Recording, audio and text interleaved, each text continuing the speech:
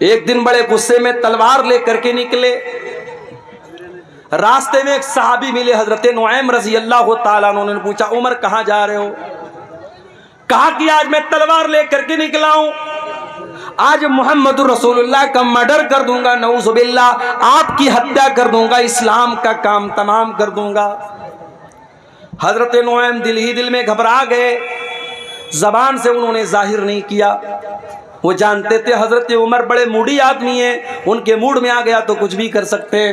کہا کہ اے عمر ایک کام کرو, پہلے اپنے گھر جاؤ, تمہاری بہن بھی مسلمان ہو چکی ہے, تمہارے بہنوئی بھی مسلمان ہو چکے ہیں. کہا اچھا میری بہن اسلام لے آئی, میرے بہنوئی اسلام لے آئے, ابھی چل کے بتاتا ہوں. وہاں سے راستہ بدل دیا. حضرت عمر کہاں پہنچے؟ بہن کے سسرال پہنچے, بہن کے گھر پہنچے. اندر بہنوئی قرآن کی تلاوت کر رہے تھے, قرآن پڑھ رہے تھے. حضرت خباب رضی اللہ تعالیٰ عنہ ان کو قرآن پڑھا رہے تھے. حضرت عمر نے دروازہ کھٹکھٹایا. بہنوئی نے اندر سے پوچھا کون؟ کہا کہ میں عمر ابن خطاب. جلدی سے قرآن کو چھپایا گیا, دروازے کو کھولا گیا. حضرت عمر نے کہا مجھے پتہ لگا ہے تو نے اسلام کو قبول کر لیا ہے میری بہن, اتنا غلط کام تم نے کیسے کر دیا؟ اتنا کہنے کے بعد اپنی بہن کو مارنے لگے. بہنوئی بچانے کے لیے آئے, بہنوئی کو بھی مارنے لگے. حضرت خباب تو ایک کونے میں چھپے ہوئے تھے. بہنوئی بھی لہو لہان, بہن بھی لہو لہان. بہن نے کہا کہ اے عمر کان کھول کر کے سن لے, جتنا مارنا ہے مار لے, جتنا ستم کرنا ہے ستم کر لے. اے عمر اب اسلام ہمارے دل کے اندر داخل ہو چکا ہے, اب تو اسلام کو ہمارے دل سے نہیں نکال سکتا. حضرت عمر سوچنے پر مجبور ہو گئے کہ وہ بہن جو کل تک اپنے بھائی کی آنکھوں سے آنکھیں ملا کر کے بھی باتیں نہیں کرتی تھی, آج کتنے دھڑلے سے میری باتوں کا جواب دے رہی ہے. اتنی ہمت میری بہن کے اندر کہاں سے پیدا ہو گئی؟ کہا اچھا بہنا یہ بتا, وہ جو تو کلام پڑھ رہی تھی, قرآن پڑھ رہی تھی, کیا میں بھی پڑھ سکتا ہوں؟ کہا نہیں تم نہیں پڑھ سکتے, تم ناپاک ہو, جاؤ پہلے غسل کر کے آؤ. حضرت عمر نے غسل کیا, پاک صاف ہو کر کے آئے. قرآن ان کے سامنے رکھ دیا گیا اور قرآن کی سورہ طٰہٰ کی آیتیں انہوں نے پڑھی. طٰہٰ ما انزلنا علیک القرآن لتشقى الا تذکرۃ لمن یخشیٰ. حضرت عمر پڑھتے چلے جا رہے ہیں, قرآن کی آیتوں کو پڑھتے چلے جا رہے ہیں, اور ان کے سینے میں جو دل تھا وہ اسلام کی طرف مائل ہوتا چلا جا رہا ہے. جب تلاوت ختم کر چکے کہا کہ اے میری بہنا یہ اللہ کا کلام ہے, میں بھی اس پر ایمان لانا چاہتا ہوں, میں بھی اسلام قبول کرنا چاہتا ہوں, میں بھی مسلمان ہونا چاہتا ہوں. حضرت سعید بن زید ان کے بہنوئی تھے, ان کو لے کر کے دار ارقم میں پہنچے جہاں اللہ کے نبی اپنے صحابہ کو لے کر کے چھپے رہتے تھے اور اسلام کی وہیں پر تبلیغ کرتے تھے. دار ارقم میں پہنچ کر کے حضرت عمر نے دروازہ کھٹکھٹایا, اندر سے پوچھا گیا کون؟ کہا کہ میں عمر بن خطاب ہوں. اندر صحابہ کرام ڈر گئے کہ ارے عمر آئے, پتہ نہیں کیا ارادہ لے کے آئے. حضرت حمزہ بھی اسلام لا چکے تھے. انہوں نے کہا کوئی بات نہیں, آنے دو, اچھے مقصد کے تحت آیا ہے تو اچھی بات ہے, برے مقصد کے تحت آیا ہے تو اسی کی تلوار سے اس کو ختم کر دوں گا, آنے دو. دروازہ کھولا گیا. حضرت عمر فاروق رضی اللہ تعالیٰ عنہ اندر آتے ہیں اور اللہ کے نبی کے پاس آ کر کے کہتے ہیں اشہد ان لا الہ الا اللہ واشہد انک رسول اللہ. اے اللہ کے نبی میں کوئی دشمنی کرنے نہیں آیا, میں کوئی مرڈر کرنے نہیں آیا, میں کوئی ہتیا کرنے نہیں آیا, میں اللہ کی توحید کا اعلان کرتا ہوں اور میں آپ کے رسول ہونے کا اعلان کرتا ہوں. اللہ کے نبی نے اللہ کا شکر ادا کیا کیونکہ آپ نے اللہ سے دعا کی تھی کہ اے اللہ تو دو لوگوں میں سے کسی ایک کو اسلام کی توفیق دے دے، چاہے عمر بن ہشام کو جس کو ابو جہل کہتے ہیں اس کو تو اسلام کی توفیق دے دے، چاہے تو عمر بن خطاب کو دے دے۔ اللہ کو عمر بن خطاب پسند تھے، ابو جہل پسند نہیں تھا۔ ابو جہل کو ایمان کی دولت نہیں ملی، حضرت عمر کو مل گئی۔ اللہ کے نبی نے اللہ کا شکر ادا کیا اور مسلمانوں نے مل کر کے نعرہ تکبیر لگایا، اتنے زور سے نعرہ تکبیر لگایا کہ پوری مکان کی چھت پھوٹ گئی۔ قریب میرے بھائیوں، حضرت عمر فاروق کے دل کو بدلنے میں کامیاب ہو گیا۔ وہی قرآن ہمارے پاس موجود ہے، یہ قرآن ہمارے اوپر کیوں اثر نہیں ڈال رہا ہے؟ نمازوں میں قرآن پڑھا جا رہا ہے، تراویح میں قرآن پڑھا جا رہا ہے، تقریروں میں قرآن پڑھا جا رہا ہے، جمعہ کے خطبوں میں قرآن پڑھا جا رہا ہے، مگر دل کے اوپر کوئی اثر نہیں ہو رہا ہے۔ آؤ میں جواب دیتا ہوں، قرآن کا پہلا پارہ کھولو، اللہ فرماتا ہے ثم قست قلوبکم من بعد ذالک فہی کالحجارۃ او اشد قسوا۔ اے یہودیو، تم نے اتنے گناہ کیے، اتنے اللہ کو ناراض کرنے والے کام کیے کہ تمہارے دل کٹھور ہو گئے، تمہارے دل سخت ہو گئے، اتنے سخت ہو گئے فَهِيَ كَالْحِجَارَةِ أَوْ أَشَدُّ قَسْوَةً، تمہارے دل پتھروں کے جیسے کٹھور ہو گئے، پتھروں سے زیادہ سخت ہو گئے تمہارے دل کٹھور ہو گئے ہمارے۔ اس دل پر اب قرآن کا کوئی اثر نہیں ہو رہا ہے میرے بھائی۔ اس قرآن کو سن کر کے ڈاکو لوگ ایمان لے آتے تھے۔ فضیل ابن عیاض نام کا ایک ڈاکو، جس کا کام لوگوں کے مکان کی چھتوں پہ جا کر کے چھاپا مارنا اور ڈاکہ ڈالنا ہے۔ فضیل ابن عیاض ڈاکہ ڈالنے کے لیے ایک مکان کی چھت پہ کودتا ہے، رات کا سناٹا ہے، رات کا ٹائم ہے، فضیل ابن عیاض ڈاکہ ڈالنے گیا ہے، چوری کرنے گیا ہے، مال ہڑپنے گیا ہے۔ وہ رات کے سناٹے میں کوئی اللہ کا بندہ قرآن کی تلاوت کر رہا تھا اور قرآن کی یہ آیت فضیل ابن عیاض کے کانوں میں پڑ جاتی ہے، الم یان للذین آمنوا ان تخشع قلوبہم لذکر اللہ، کیا ایمان والوں کے لیے ابھی وہ سمے نہیں آیا، وہ ٹائم نہیں آیا، وہ وقت نہیں آیا جب ایمان والوں کے دل اللہ کا کلام سن کر کے پگھل جائیں؟ جب یہ آیت سنی فضیل ابن عیاض نے، فوراً اس کے دل پر اثر ہوا۔ ڈاکو ہے، چور ہے، ڈاکہ ڈال کے اپنا خرچہ چلاتا ہے، قرآن کی آیت سنی، ڈائریکٹ دل پر اثر ہوا۔ اس نے کہا نہیں ہے اللہ، ٹائم آ چکا ہے، ٹائم آ چکا ہے اللہ، میں توبہ کرتا ہوں تیری بارگاہ میں، آج کے بعد چوری نہیں کروں گا، آج کے بعد ڈاکہ نہیں ڈالوں گا۔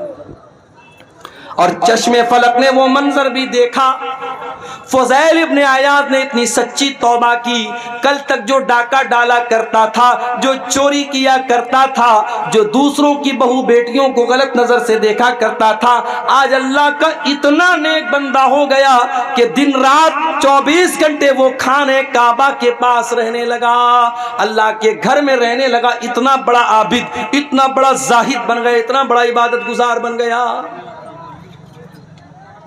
قرآن تو وہی ہے میرے بھائی، دل بدل گئے ہمارے، نیتیں بدل گئی ہماری۔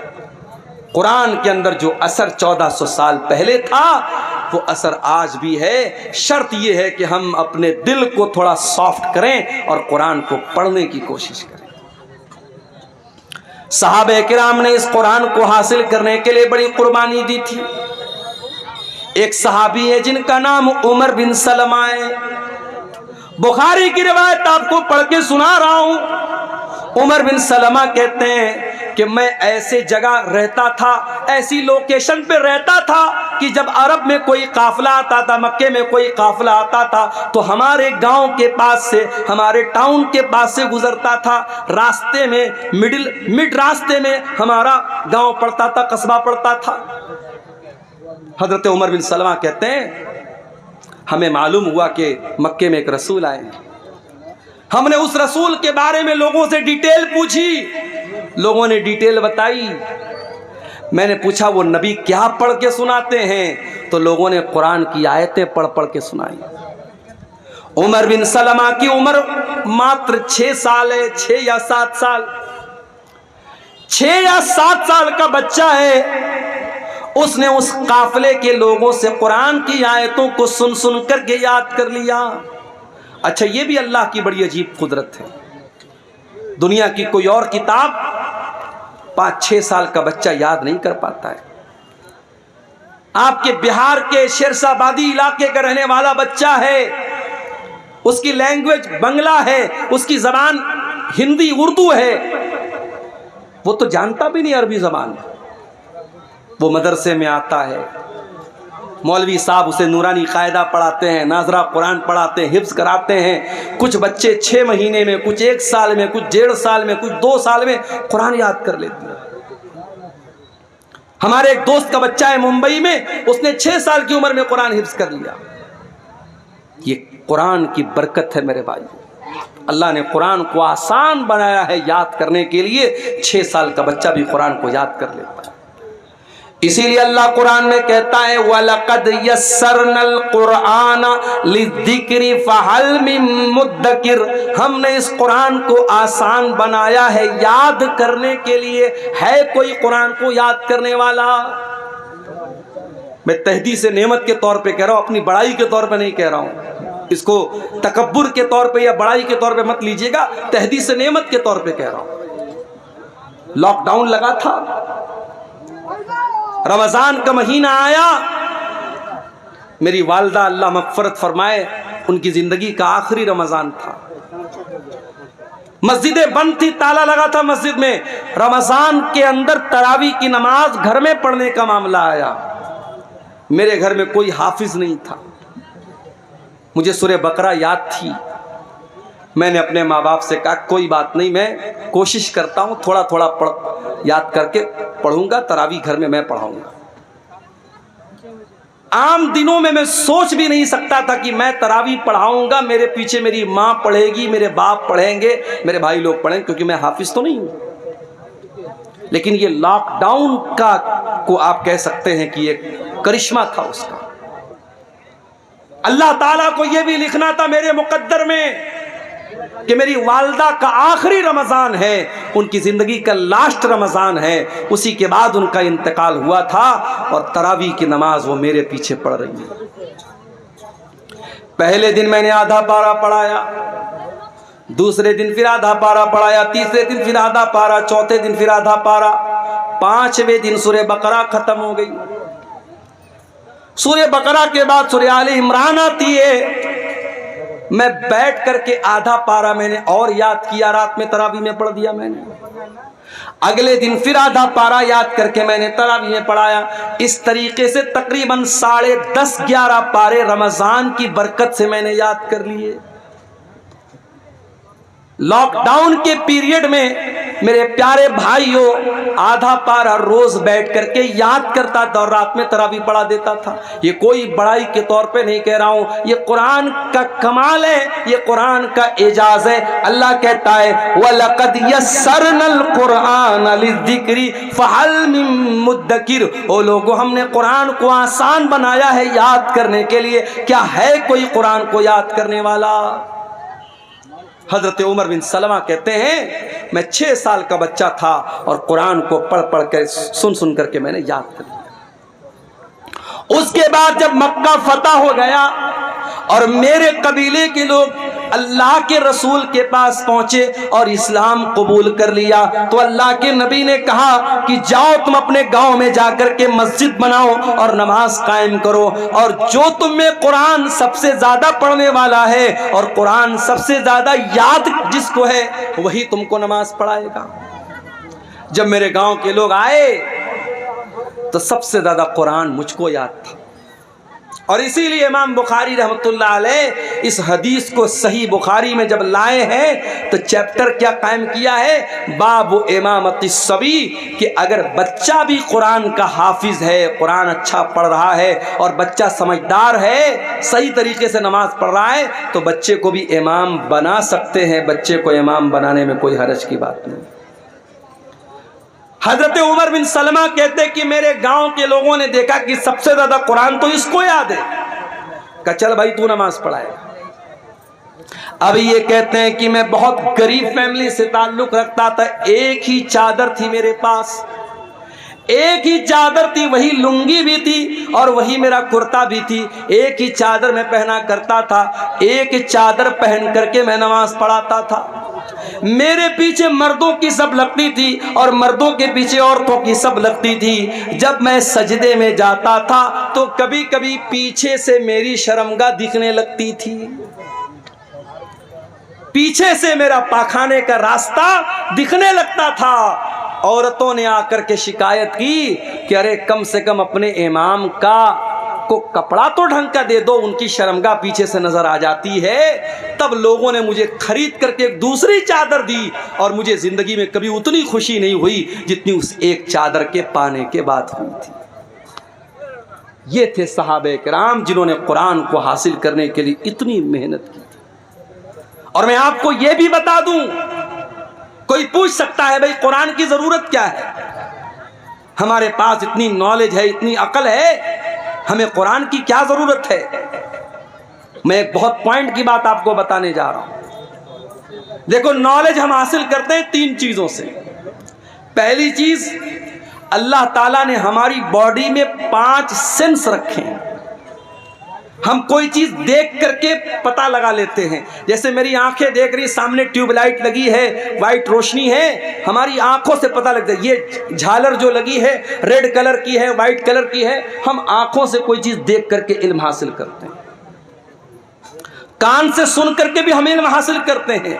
میوزک بج رہا ہے، تقریر بج رہی ہے، قرآن کی تلاوت بج رہی ہے، خسر پسر ہو رہی، کیا ہو رہا ہے؟ کان سے سن کر کے ہمیں معلوم ہو جاتا ہے۔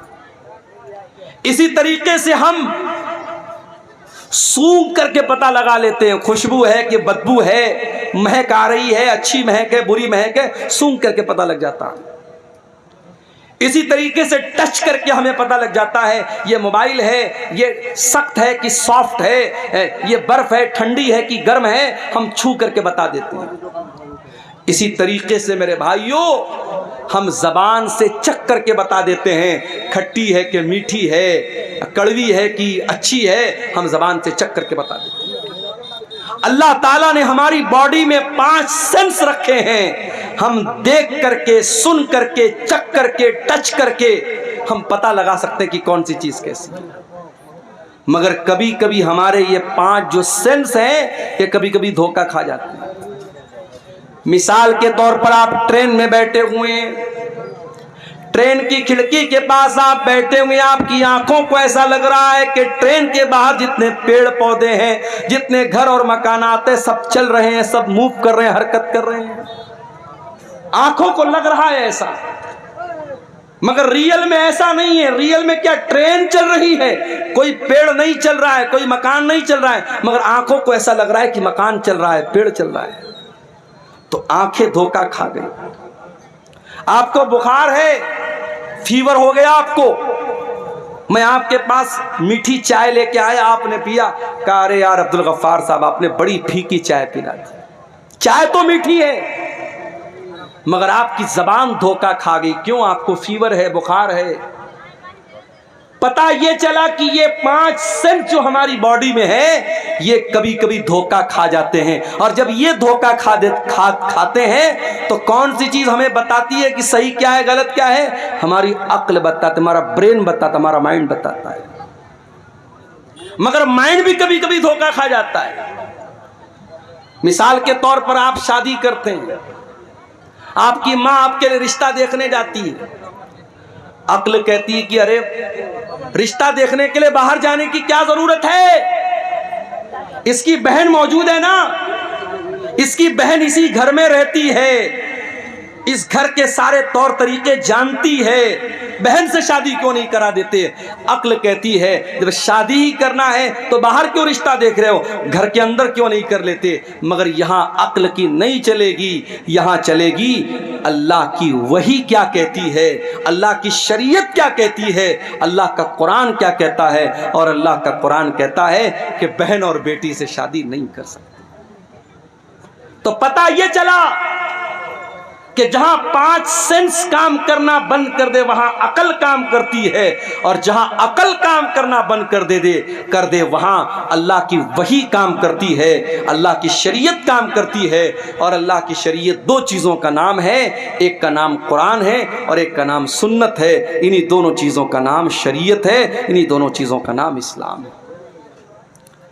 اسی لیے اللہ کے نبی فرماتے ہیں انی قد ترکت فیکم شیئین، میں 2 چیزیں تمہارے بیچ میں چھوڑ کے جا رہا ہوں، لن تضلوا بعدہما، ان 2 چیزوں کو جب تک تم تھامے رہو گے کبھی گمراہ نہیں ہو سکتے، کتاب اللہ و سنت، ایک اللہ کی کتاب اور ایک میری سنت ہے۔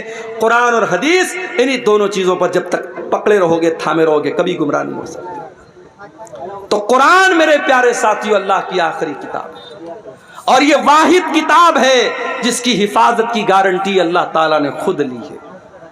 تورات کی حفاظت کی گارنٹی ان کے علماء کو دی گئی، زبور کی حفاظت کی گارنٹی ان کے علماء کو دی گئی، انجیل کی حفاظت کی گارنٹی ان کے علماء کو دی گئی، مگر جب قرآن اللہ نے نازل کیا تو اعلان کر دیا انا نحن نزلنا الذکر وانا لہ لحافظون، او لوگو اس قرآن کو ہم نے اتارا ہے اور اس قرآن کی حفاظت کرنے والے بھی ہم ہیں۔ قرآن کی حفاظت اللہ کرتا ہے۔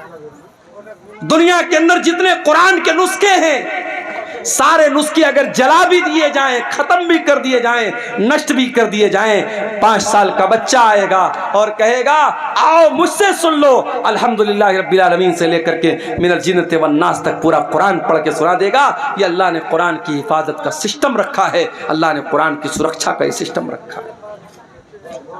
اور یہ بھی یاد رکھو میرے بھائیو، قرآن شفا بھی ہے۔ ہم نے یہ سمجھا قرآن ہمارے بخار اور زکام کی دوا ہے، بچے کو نظر لگ گئی قرآن پڑھ کے دم کر دیا، کوئی بیمار ہو گیا قرآن پڑھ کے دم کر دیا۔ ہم نے قرآن کو جسم کی بیماریوں کے لیے شفا بنا کے رکھا ہے۔ یقیناً قرآن فزیکل بیماریوں کے لیے بھی شفا ہے، مگر اس سے بڑھ کر کے قرآن روح کی بیماری کے لیے شفا ہے، قرآن اسپریچول بیماری کے لیے شفا ہے۔ روح کے اندر جو برائیاں ہیں، روح کے اندر جو بیماریاں ہیں، جیسے آپ کے روح کے اندر ایک بیماری ہوتی ہے جس کو لالچ کی بیماری کہتے ہیں، ایک بیماری ہوتی ہے جس کو حسد کی بیماری کہتے ہیں، ایک بیماری ہوتی ہے مال کی محبت، ایک بیماری ہوتی ہے دنیا کی محبت۔ قرآن ان تمام بیماریوں سے آپ کے دل کو شفا دیتا ہے۔ اللہ قرآن میں کہتا ہے یا ایھا الناس قد جاءتکم موعظۃ من ربکم وشفاء لما فی الصدور، او لوگو یہ قرآن تو بہت بڑی نصیحت ہے اور قرآن تمہارے دل کی بیماریوں کے لیے شفا ہے۔ برکت والی کتاب ہے یہ قرآن۔ دنیا کی کوئی اور کتاب پڑھو گے آپ کو ثواب نہیں ملے گا، قرآن پڑھو گے ثواب ملے گا۔ کتنا ثواب ملے گا؟ اللہ کے نبی فرماتے ہیں من قرأ حرفا من کتاب اللہ، جو قرآن کا ایک حرف پڑھے گا فلہ حسنۃ، تو اس کو ایک نیکی ملے گی، والحسنۃ بعشر امثالها، اور ایک نیکی کا ثواب اللہ تعالیٰ کے یہاں 10 نیکی کے برابر ہے۔ تو ایک حرف پڑھنے پر آپ کو 10 نیکی ملے گی۔ اللہ کے نبی فرماتے ہیں جب تم الف لام میم پڑھو گے تو تم کو ایک نہیں 30 نیکی ملے گی، کیونکہ الف الگ ایک حرف ہے، لام الگ ایک حرف ہے، میم الگ ایک حرف ہے۔ سوال پیدا ہوا ہے اللہ، میں شیرشاہ آبادی ہوں، میں بنگلہ بھاشی ہوں، میں قرآن جب پڑھتا ہوں تو میری زبان نہیں چلتی ہے، میں قرآن اٹک اٹک کر کے پڑھتا ہوں، میں قرآن کو فلوئنٹلی نہیں پڑھ پاتا ہوں، میں رفتار کے ساتھ قرآن نہیں پڑھ پاتا ہوں۔ اے اللہ میری زبان لڑکھڑاتی ہے قرآن پڑھنے کے ٹائم، تو کیا مجھے قرآن پڑھنے کا ثواب ملے گا کہ نہیں ملے گا؟ اللہ کے نبی فرماتے ہیں والذی یقرأ القرآن وہو یتاتع، جو اٹک اٹک کے قرآن پڑھ رہا ہے اس کی زبان سے صحیح طریقے سے ادا نہیں ہو رہا ہے، اس کی لینگویج الگ ہے، اس کی بھاشا الگ ہے، وہ قرآن کو اٹک اٹک کر کے پڑھ رہا ہے، اس کو ڈبل ثواب ملے گا، دوہرا ثواب ملے گا۔ اللہ کی قدرت اور اللہ کے خزانے میں کوئی کمی نہیں ہے. آپ دوسری بھاشا جانتے ہیں اور یہ بھی کوئی بہانہ نہیں ہے. آپ کو معلوم ہوگا حرم کے ایک امام گزرے ہیں، انتقال ہو گیا ان کا نام قاری ایوب تھا. قاری ایوب کہاں کے رہنے والے تھے؟ برما کے رہنے والے تھے، میانمار کے رہنے والے تھے. برما کے رہنے والے تھے قاری ایوب، حرم کے امام بنے تھے، مکے کے امام بنے تھے، اللہ کو پیارے ہو گئے. جاؤ ذرا یوٹیوب پر سرچ کر لینا. قاری ایوب کی تلاوت اتنی بہترین ہوتی تھی، اتنی پیاری ہوتی تھی کہ جب وہ تلاوت کرتے تھے تو روح پر ایک عجیب سا وجد طاری ہو جاتا تھا اور بڑا اچھا لگتا تھا. وہ برما کے رہنے والے تھے، ان کی بھاشا عربی نہیں تھی، مگر انہوں نے محنت کیا، قرآن کے حافظ بنے، قرآن کے قاری بنے، حرم کے امام بن گئے، مکے کے امام بن گئے. اس لیے آپ کی بھاشا اگر الگ ہے تو یہ اس بات کی علامت نہیں ہے کہ آپ قرآن نہیں پڑھ سکتے. اور آگے بڑھیے. جو بچہ قرآن کا عالم ہے، قرآن کا حافظ ہے، قرآن کا قاری ہے، کل اللہ تعالیٰ اگر وہ قرآن کا صحیح طریقے سے اس نے قرآن کو پڑھا ہوگا، کل اللہ تعالیٰ جنت میں اس کو داخل کرے گا اور اس سے کہا جائے گا اقرا ورتقی، اقرا ورتقی کما کنت ترتل فی الدنیا. اے قرآن پڑھنے والے، جس طریقے سے تو قرآن کو ٹھہر ٹھہر کر کے دنیا میں پڑھتا تھا، تو کھینچ کھینچ کر کے قرآن کو پڑھتا تھا، تو جنت کی سیڑھیوں پر چڑھتا چلا جا، تو قرآن کو پڑھتا چلا جا اور جنت کی سیڑھیوں کو طے کرتا چلا جا. او لوگو، ہم کتنے بڑے بد نصیب ہیں، قرآن پڑھ کر کے ہم جنت کی سیڑھی پر چڑھ سکتے ہیں. اللہ ہم کو جنت میں جانے کا راستہ بتا رہا ہے، مگر ہم جنت کی سیڑھی میں چڑھنے کو تیار نہیں ہیں. ہم سے بڑا بد نصیب کون ہوگا؟ اخبار پڑھنے کے لیے ٹائم ہے ہمارے پاس. چائے کے ہوٹلوں میں بیٹھ کر 2-2 گھنٹے بیٹھ کر کے پالیٹکس پر اور نتیش کمار اور تیجسوی اور مودی اور یوگی پر بات کرنے کے لیے ہمارے پاس ٹائم نہیں ہے. تو قرآن پڑھنے کے لیے ٹائم نہیں ہے. ہم ٹائم پاس کرتے ہیں مگر قرآن پڑھنے کے لیے ہمارے پاس ٹائم نہیں ہے. میرے بھائیوں، یہ قرآن آپ کے دلوں میں زندگی پیدا کرتا ہے. اللہ کی قسم کھا کر کے کہتا ہوں، کسی اچھے قاری کی آواز میں ذرا قرآن کو سنو، میوزک بھول جاؤ گے. میوزک تو آپ کے دل کو مردہ کرتا ہے. میوزک کے بارے میں بعض علماء نے لکھا ہے کہ میوزک جو ہوتا ہے یہ زنا کا دروازہ کھول دیتا ہے. میوزک جو ہوتا ہے نا، وہ آپ کی شہوت کو بھڑکاتا ہے، آپ کی اچھاؤں کو جاگرت کرتا ہے، آپ کی جو ڈیزائرز ہیں اس کو وہ بھڑکاتا ہے. لیکن قرآن آپ کے اندر اللہ کا ڈر پیدا کرتا ہے. اسی لیے اللہ کے نبی قرآن کو پڑھتے بھی تھے اور سنتے بھی تھے. ایک مرتبہ آپ نے عبداللہ بن مسعود سے کہا، اے عبداللہ تم مجھے قرآن پڑھ کے سناؤ. اچھا، میں اسٹیج پر آتا ہوں نا تو کچھ بچے جو ہے وہ سیلفی لینے چلے آتے ہیں. مولانا صاحب ایک سیلفی لینا چاہتا ہوں، تو مجھے ایک بات یاد آئی. اب سیلفی بھی لیتے ہیں تو ماشاءاللہ وہ آج کل فلٹر چلتا ہے نا، فلٹر، اسنیپ چیٹ کا بڑا فلٹر چلتا ہے، ہمارے نوجوان لڑکے لگا لیتے ہیں. ایک لڑکا میرے ساتھ سیلفی لے رہا تھا، کوئی فلٹر اس نے یوز کیا، ایسا لگ رہا تھا ہونٹوں پہ لپسٹک لی. میں نے کہا بھائی پہلے ہٹا اس کو، تو عجیب و غریب شکل آنے لگتی ہے. ایک صاحب نے میرا فوٹو مجھے کو بھیجا، بڑی بڑی داڑھی رکھی تھی. کہا مولانا آپ کے اوپر بڑی بڑی داڑھی بہت اچھی لگے گی. میں نے کہا میرا یہ فوٹو آپ کو کہاں سے ملا؟ بولے میں نے ایڈٹ کیا ہے، فلٹر کیا ہے. تو فلٹر کر کے آج کل بہت کچھ ہو رہا ہے. میں آپ سے کہتا ہوں کہ فوٹو کو فلٹر مت کرو، اپنے آپ کو فلٹر کرو. انسان دبلا ہوتا ہے، جم جاتا ہے کہ میری باڈی صحیح ہو جائے. لیکن اگر آپ کے اندر ایمان کی طاقت ہے تو آپ دبلے پتلے بھی ہیں تب بھی اللہ کے پیارے ہو سکتے ہیں. ضروری نہیں ہے کہ آپ باڈی بلڈر بنے تبھی اللہ کے پیارے بنیں گے. ہاں، گٹکھا کھا کر کے اپنے آپ کو دبلا مت کرنا.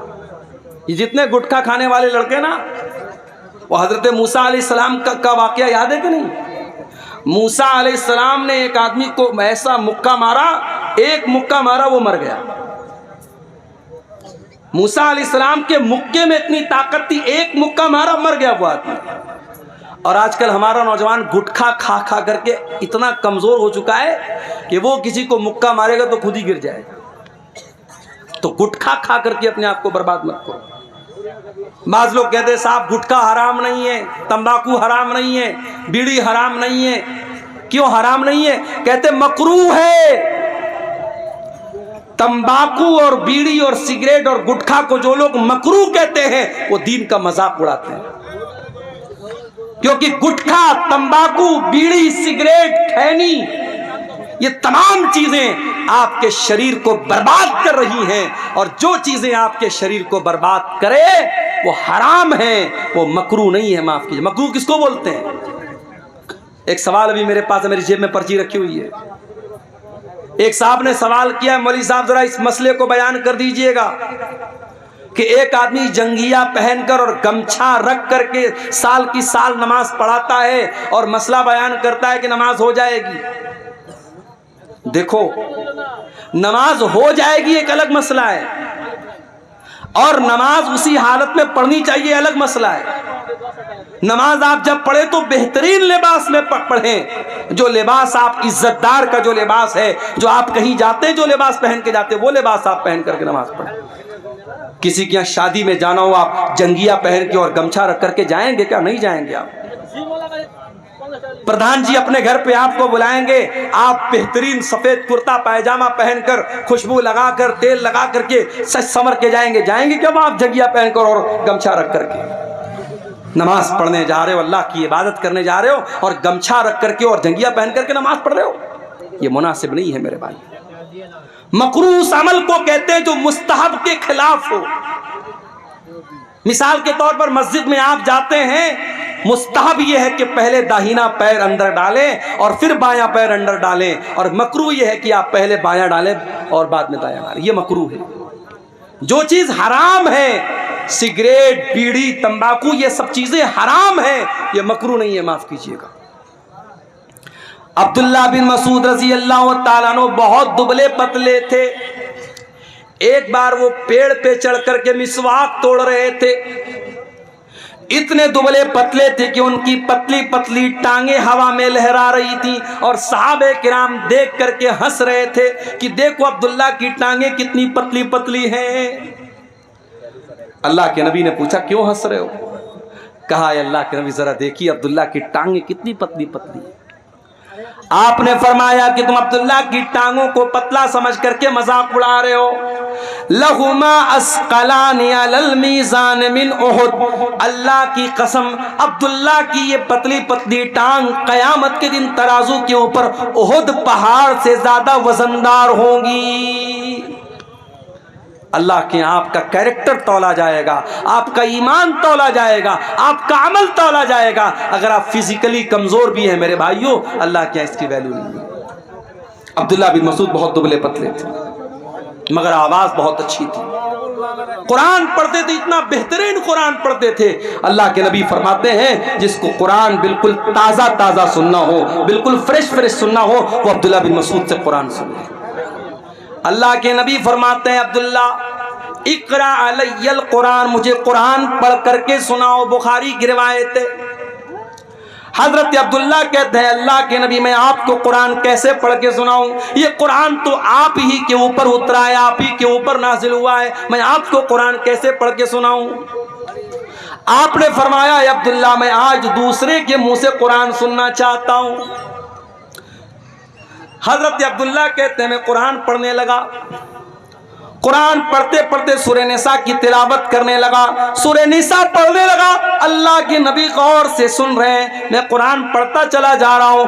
قرآن پڑھتے پڑھتے جب میں سورہ نساء کی اس آیت پر پہنچا، فَكَيْفَ إِذَا جِئْنَا مِنْ كُلِّ أُمَّةٍ بِشَهِيدٍ وَجِئْنَا بِكَ عَلَىٰ هَٰؤُلَاءِ شَهِيدًا. اے نبی اس وقت کو یاد کیجئے جب ہم تمام لوگوں پر آپ کو گواہ بنا کے لائیں گے. ہر امت میں اس کے نبی کو گواہ بنائیں گے، اور آپ کی امت کے اوپر آپ کو گواہ بنائیں گے. جب اس آیت پر میں پہنچا ہوں، حضرت عبداللہ کہتے ہیں اللہ کے نبی نے فرمایا اے عبداللہ بس کرو، روک دو تلاوت، روک دو۔ کہتے میں نے نظریں ڈال کر کے دیکھا فَإِذَا عَيْنَاهُ تَذْرِفَانِ، اللہ کے نبی کی دونوں آنکھوں سے آنسو بہ رہے ہیں، اللہ کے نبی رو رہے ہیں، اللہ کے نبی کی دونوں آنکھوں سے آنسو بہ رہے ہیں۔ آپ کے کندھے پر قیامت کے دن جو ذمہ داری ڈالی جائے گی، اس ذمہ داری کا احساس کر کے اللہ کے نبی رو رہے ہیں۔ نبی کو اپنی ذمہ داری کا احساس ہے، ہمیں اور آپ کو اپنی ذمہ داری کا کوئی احساس نہیں۔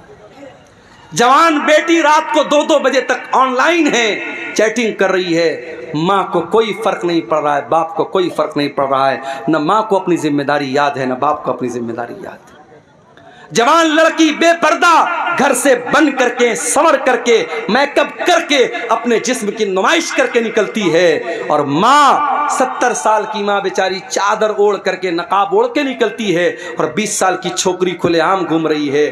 میری پیاری ماں اور بہنوں، اگر اللہ نے آپ کو بیٹی کی ماں بنایا ہے، اگر آپ کو بیٹی کا باپ بنایا ہے، اگر آپ بیٹی والے ہیں، اگر آپ صاحب اولاد ہیں، تو یہ اولاد بہت بڑی ذمہ داری ہے۔ اس ذمہ داری کا احساس اپنے اندر پیدا کیجئے۔ اللہ کے نبی کو اپنی ذمہ داری کا احساس ہوا، آپ کی آنکھوں سے آنسو بہنے لگے، آپ رونے لگے، آپ نے کہا عبداللہ بس کر، اب میرے اندر طاقت نہیں اور سننے کی۔ صحابہ کرام تو قرآن سنتے تھے رونے لگتے تھے، قرآن پڑھتے تھے تو رونے لگتے تھے۔ حضرت عائشہ کو دیکھو، حضرت عائشہ چاشت کی نماز پڑھ رہی ہیں۔ یہ چاشت کی نماز کون سی نماز ہوتی ہے جانتے ہیں؟ کوئی جانتا ہے؟ اس سامنے کی پبلک میں کوئی جانتا ہو ذرا ہاتھ اٹھا کے بتائے، چاشت کی نماز کس کو بولتے ہیں؟ کب پڑھتے ہیں چاشت کی نماز؟ بولو بھائی، نہیں جانتے؟ سورج طلوع ہونے کے بعد، یعنی مغرب کے ٹائم ہے؟ کب پڑھتے بھائی؟ اچھا چلیے ماشاءاللہ، کچھ لوگ تو جانتے ہیں۔ میں کبھی کبھی سوچتا ہوں اتنے جلسے ہو رہے ہیں سیمانچل میں، عبد الغفار صاحب تو بیچارے ٹائم کم دیتے ہیں، جو دوسرے مقررین ہیں، بہت سارے مقررین 1 مہینہ کنٹینیو آپ کے یہاں پروگرام کرتے ہیں، لیکن میں دیکھتا ہوں کہ جو برائی کا لیول ہے، جو لا علمی کا لیول ہے، وہ برابر بڑھ ہی رہا ہے۔ بے نمازی برابر بے نمازی ہو رہے ہیں، نشہ کرنے والے برابر نشہ کر رہے ہیں، بے پردگی کرنے والی عورتیں بے پردگی کر رہی ہیں۔ اب تو حالات یہ ہے کہ مسجد کی زمینوں پر ناجائز قبضہ ہو رہا ہے، قبرستان کی زمینوں پر ناجائز قبضہ ہو رہا ہے۔ ہم حکومتوں کو کیا بولیں گے؟ ہم پرشاسن کو کیا بولیں گے؟ آج اپنی وقف کی ہوئی زمین کو بھی مسلمان خود ہڑپنے کے لیے تیار ہے۔ میرے بھائیوں، جلسے کراتے ہو تو کم سے کم اپنے دینی لیول میں، اپنے نالج لیول میں بھی اضافہ کیجئے۔ حضرت عائشہ چاشت کی نماز پڑھ رہی تھی۔ چاشت کی نماز کب پڑھی جاتی ہے؟ مسئلہ یاد رکھیے، چاشت کی نماز پڑھنے کا 2 ٹائم ہے۔ ایک تو سورج نکلنے کے 15-20 منٹ کے بعد، جب سورج ایک نیزہ بلند ہو جاتا ہے، اس ٹائم بھی چاشت کی نماز پڑھ سکتے ہیں۔ اور دوسرا ٹائم تھوڑا اور لیٹ، جب تھوڑی سورج کی تپش اور بڑھ جائے، اور وہ ٹائم ایسا آ جائے کہ اونٹ کے بچے اگر دھوپ میں کھڑے ہیں تو ان کا پیر دھوپ سے جلنے لگے، آپ کہہ سکتے ہیں 8 بجے 9 بجے کے قریب کا جو ٹائم ہوتا ہے وہ بھی چاشت کا ٹائم ہوتا ہے۔ چاشت کی نماز 2 رکعت بھی پڑھ سکتے ہیں، 4 رکعت بھی پڑھ سکتے ہیں۔ چاشت کی نماز کی بڑی فضیلت ہے۔ چاشت کی نماز اگر آپ پڑھیں گے 2 رکعت نماز، تو اللہ کے نبی فرماتے ہیں کہ آپ کے بدن کے ہر جوڑ کی طرف سے صدقہ ہو جائے گا۔ آپ غریب ہیں، صدقہ نہیں کر سکتے، دان نہیں کر سکتے، 2 رکعت آپ چاشت کی نماز پڑھ لیجئے، آپ کے بدن میں جتنے جوڑ ہیں، جتنی ہڈیاں ہیں، ہر ہڈی اور ہر جوڑ کی طرف سے اللہ تعالیٰ صدقہ اور دان آپ کا قبول کر لے گا۔ یہ بڑی فضیلت ہے اس نماز کی۔ حضرت عائشہ یہ نماز پڑھ رہی تھی، حضرت عائشہ یہ نماز پڑھ رہی ہیں۔ ان کے بھائی کا بیٹا، یعنی ان کا بھتیجا، وہ ان سے ملنے کے لیے آیا، جس کا نام قاسم بن محمد تھا۔ اس نے دیکھا میری پھوپھی جان نماز پڑھ رہی ہیں، اس نے دیکھا کہ پھوپھی جان نماز پڑھ رہی ہیں اور سورہ طور کی تلاوت کر رہی ہیں۔ اور سورہ طور کی یہ آیت حضرت عائشہ کی زبان پر جاری ہے۔ سورہ طور میں اللہ فرماتا ہے جب جنتی جنت میں جائیں گے تو کہیں گے فمن اللہ علینا ووقانا عذاب السموم، اللہ نے ہم جنتیوں پر بہت بڑا احسان کیا کہ اللہ نے ہم کو جہنم کی آگ سے بچا لیا۔ حضرت عائشہ اسی آیت کو پڑھ رہی ہیں اور روتی چلی جا رہی ہیں۔ ان کے دل میں یہ خیال ہے کہ اے اللہ کاش تو عائشہ کو بھی اپنے ان خوش نصیب بندوں میں شامل کر دے۔ ان کے بھتیجے قاسم بن محمد کہتے ہیں میں نے دیکھا کہ پھوپھی جان سورہ طور کی یہ آیت پڑھ رہی ہیں اور رو رہی ہیں، میں وہاں سے مارکیٹ چلا گیا، میں وہاں سے بازار چلا گیا، میں نے اپنا سودا سلپ لیا اور بہت دیر کے بعد میں واپس آیا۔ میں نے کیا دیکھا؟ میں نے دیکھا کہ میری پھوپھی جان اسی حالت میں کھڑی ہیں اور اسی آیت کو ریپیٹ کر رہی ہیں اور رو رہی ہیں اور پڑھ رہی ہیں فمن اللہ علینا ووقانا عذاب السموم۔ یہ تھی نبی کی بیوی جو قرآن کو پڑھتے ہوئے رو رہی ہیں، قرآن ان کے دلوں پر اثر کرتا تھا۔ میرے بھائی آج تو ہم کٹھور دل کے لوگ ہو گئے، قبرستان میں مردے کو دفنانے جاتے ہیں وہاں پر بھی ہا ہا کر کے ہنستے رہتے ہیں، قبرستان میں کھڑے ہو کر کے ہم دنیا کی باتیں کرتے ہیں، پالیٹکس کی باتیں کرتے ہیں، راجنیتی کی باتیں کرتے ہیں، جبکہ اللہ کے پیارے نبی جب قبرستان جایا کرتے تھے، انصاری صحابی کا جنازہ ہے، جنازے کو قبر میں اتارا جا رہا ہے، اللہ کے نبی قبر کے کنارے بیٹھے ہوئے اور آپ کے صحابہ بھی آپ کے آس پاس بیٹھے ہوئے ہیں۔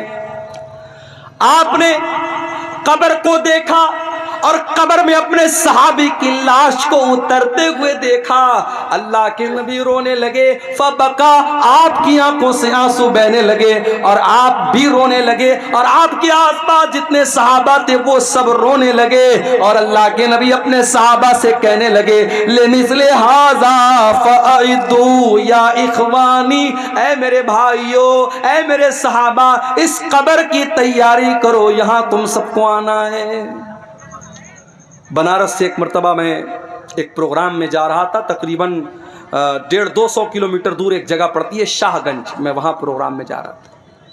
ہمارے ایک ساتھی تھے، کار چلا رہے تھے، راستے میں ایک جنگل آیا، اچانک ان کی ہیڈ لائٹ نے کام کرنا بند کر دیا، جنگل کے بیچ میں ہیڈ لائٹ نے کام کرنا بند کر دیا، گھپ اندھیرا، جنگل کے بیچ میں کار کھڑی ہے، ہم کار کے اندر ہیں، اے سی چل رہی ہے لیکن لائٹ بند ہو گئی، اندھیرا ہو گیا، تو ہمارے دل اور دماغ میں ڈر کی ایک لہر دوڑ گئی۔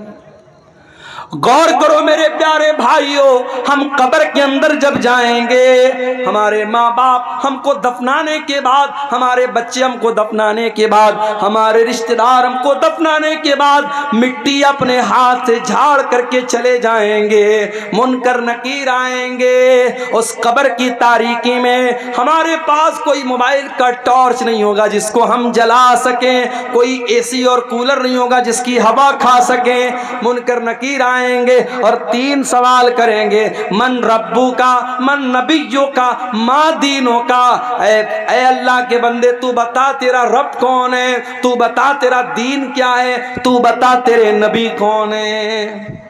اور یہ 3 سوالوں کا جواب میتھمیٹکس کی بکس میں نہیں ملے گا، ان تینوں سوالوں کا جواب وگیان اور سائنس کی کتابوں میں نہیں ملے گا، ان تینوں سوالوں کا جواب ہسٹری اور اتہاس کی کتاب میں نہیں ملے گا، بھگول کی کتاب میں نہیں ملے گا، ہائی اسکول اور انٹر کے سلیبس میں نہیں ملے گا، ان تینوں سوالوں کا جواب مدرسہ دارالقرآن عزیزیہ کے جو بچے جس کتاب کو پڑھ کے حافظ ہوئے ہیں اس کتاب کے اندر ملے گا۔ میرے بھائی قرآن جواب دے گا ان تینوں سوال کا، تیرا رب کون ہے، تیرا دین کیا ہے، تیرے نبی کون ہے۔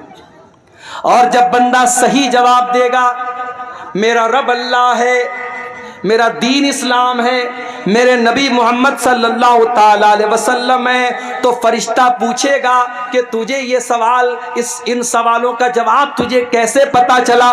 تو بندہ کہے گا قرأت کتاب اللہ، اے اللہ میں نے قرآن کو پڑھا تھا، میں نے اللہ کی کتاب کو پڑھا تھا، قرآن پڑھا تھا، اس لیے میں نے ان تینوں سوالوں کا جواب دیا ہے۔ تو میرے بھائیوں اس کتاب پر آپ محنت کرو. اس کتاب کے پڑھنے والے یہاں بچے پڑھ رہے ہیں. مدرسوں کو حقیر مت جانو میرے بھائیوں.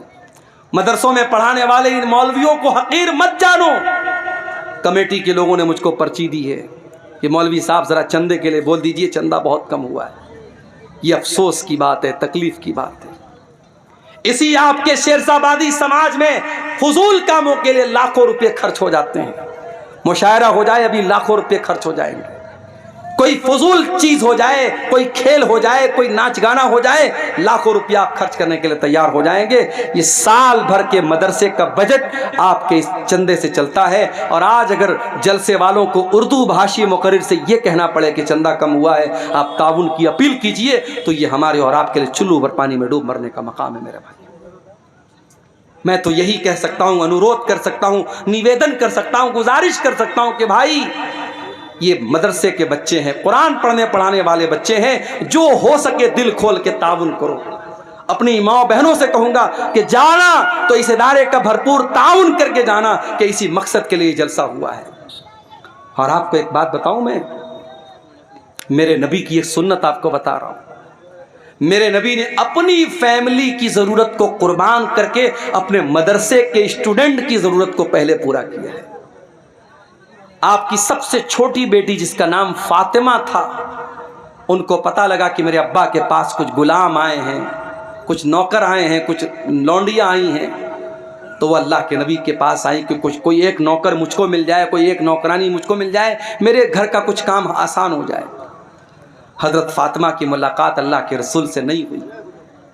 حضرت فاطمہ نے اللہ کے نبی کو پیغام اپنا پہنچا دیا حضرت عائشہ کے ذریعے کہ میرے ابا آئے تو بتا دینا کہ آپ کی بیٹی آئی تھی اور غلام آئے ہیں, ایک غلام آپ کی بیٹی کو مل جائے یا ایک لونڈی آپ کی بیٹی کو مل جائے تو بیٹی کا کام آسان ہو جائے.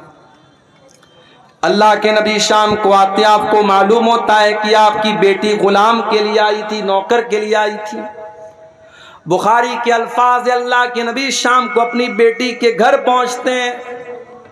حضرت علی کہتے ہیں ہم دونوں میاں بیوی بستر پر بیٹھے ہوئے تھے, اللہ کے نبی آتے ہیں, دروازہ کھٹکھٹاتے ہیں, اندر آتے ہیں اور بستر پہ آ کر کے اپنی بیٹی اور داماد کے بغل میں بیٹھ جاتے ہیں.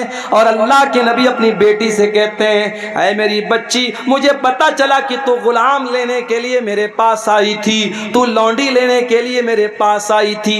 اے میری بچی, ابھی تو میرے مدرسے کے جو طلباء ہیں, جو اصحاب صفہ ہیں, جو دین حاصل کرنے کے لیے جو میرے غریب صحابہ مسجد میں رہتے ہیں, اے میری بچی ان کے کھانے کا انتظام نہیں ہے, ان کے جینے کا انتظام نہیں ہے. اے میری بچی ان غلاموں کو بیچ کر کے پہلے میں ان کا انتظام کروں گا, اس کے بعد میں دیکھوں گا میری بیٹی کو کیا ضرورت ہے.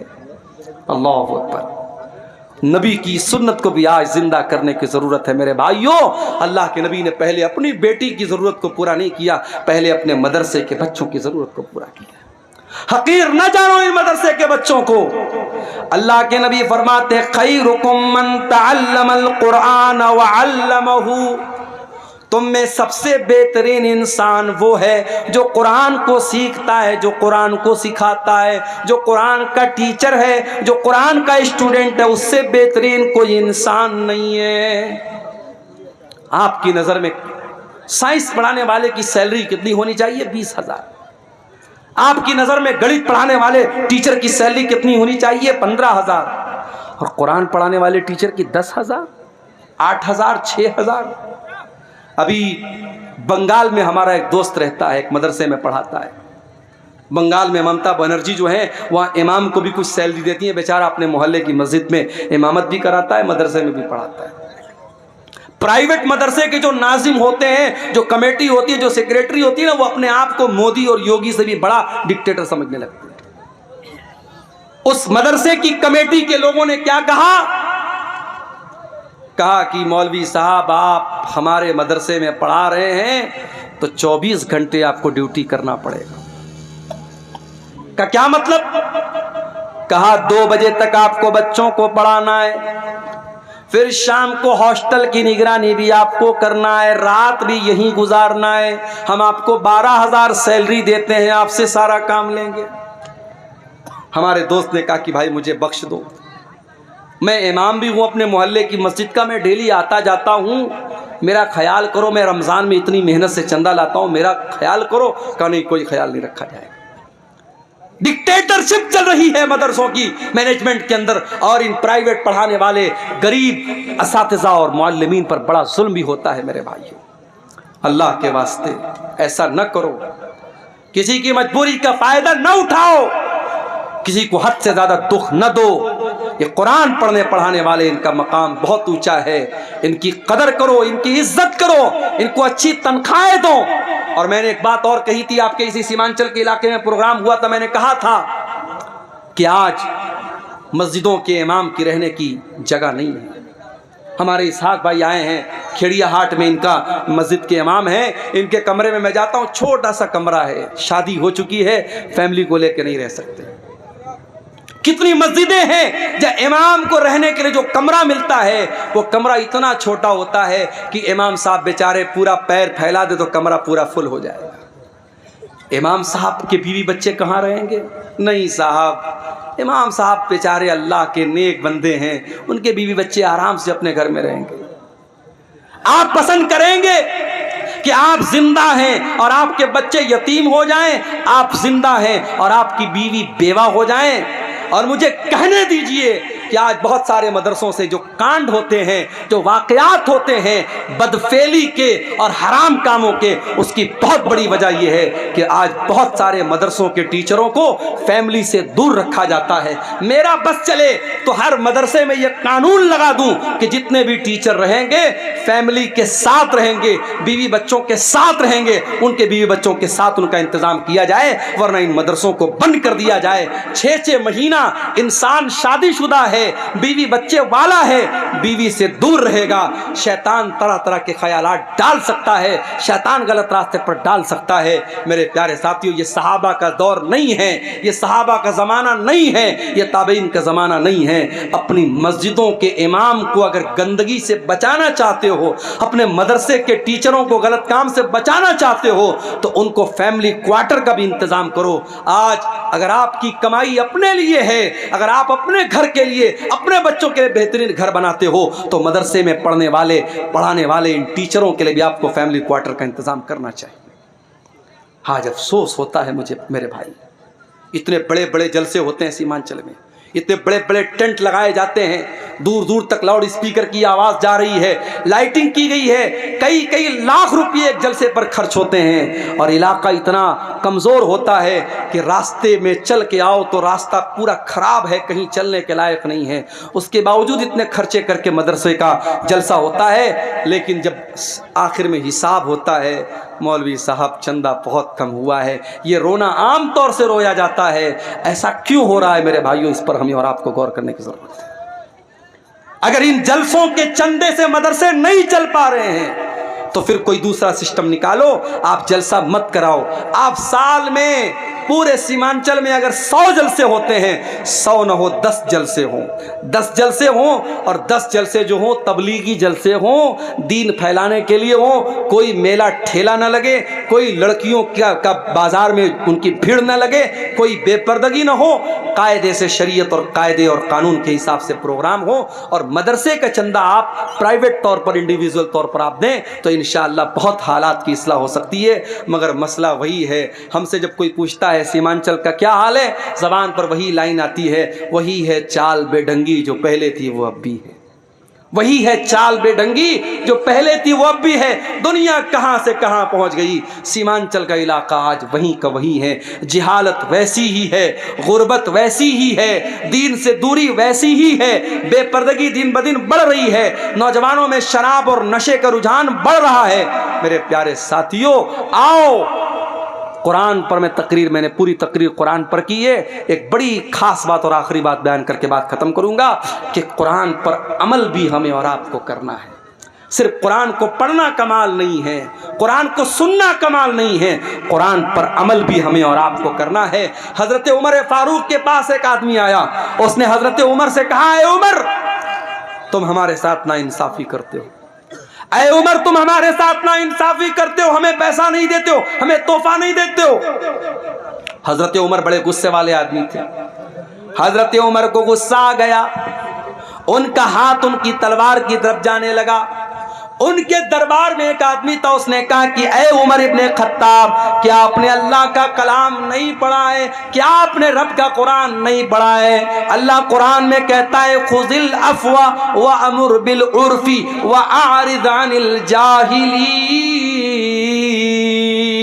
اللہ قرآن میں کہہ رہا ہے کہ اے میرے بندو، معاف کر دیا کرو اور نیکی کا حکم دیا کرو اور جاہلوں سے منہ نہ لگا کرو، جاہلوں کو نظر انداز کیا کرو۔ اے عمر، یہ انسان جاہل ہے، اس کے منہ نہ لگیے، اس کو نظر انداز کر دیجئے۔ جب قرآن کی آیت پڑھی گئی، حضرت عمر سرنڈر ہو گئے، حضرت عمر فوراً ٹھنڈے پڑ گئے۔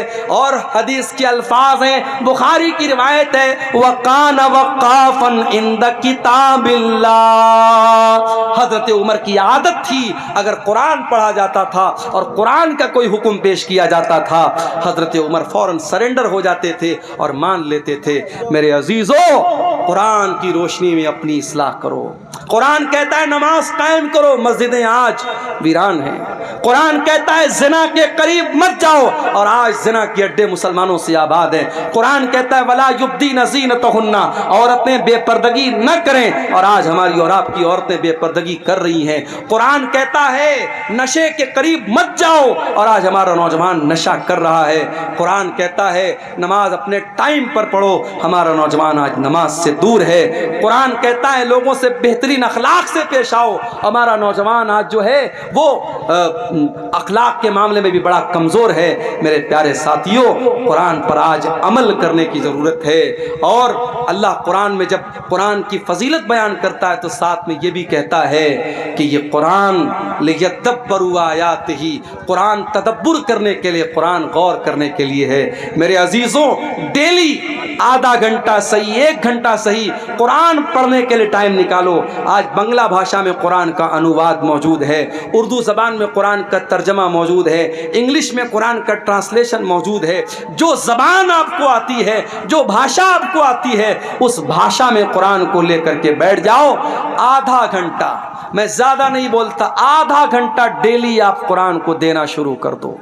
میں نہیں کہتا کہ موبائل کو آپ جو ٹائم دیتے وہ آپ قرآن کو دے دو، وہ دے دو گے تو زندگی سنور جائے گی، لیکن کم سے کم منیمم آپ آدھا گھنٹہ قرآن کو ٹائم دو۔ میرے بھائیوں، آپ غور کریں گے زندگی میں برکتوں کو، آپ غور کریں گے، محسوس کریں گے زندگی میں برکتوں کو۔ آج افسوس کی بات یہ ہے کہ ہمارے پاس قرآن پڑھنے کے لیے ٹائم نہیں ہے۔